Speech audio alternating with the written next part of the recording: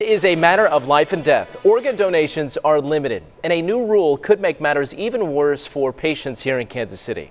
But now, new at 10, 41 Action News reporter Ariel Rothfield explains the efforts to keep donations in state.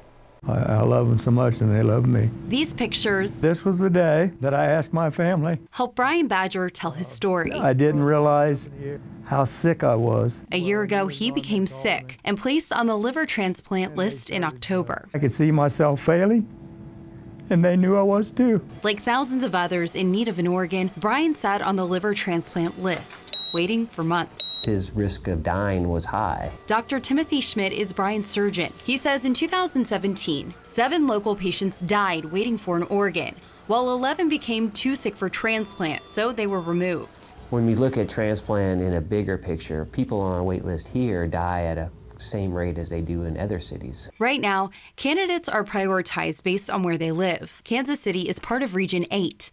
But for liver transplants, the map will change. Circles will be drawn around transplant centers, like the one in KCK, 500 nautical miles wide in each direction, creating a bigger sharing zone than before, meaning Kansas City will have to share livers with bigger cities like Chicago and Dallas, both of which have a smaller donation rate. It becomes a numbers game. If you have a larger population, you'll have more people on the list, and then the livers and organs will go that way. The fear is that patients like Brian, who live in a rural area and have limited access to health care, would have to wait even longer. I may not have received a liver.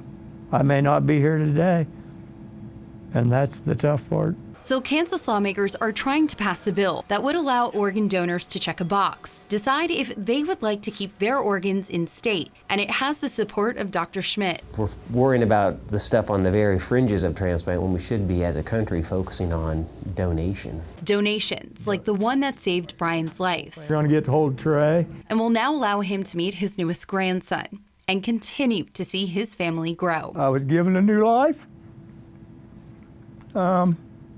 I'm just blessed.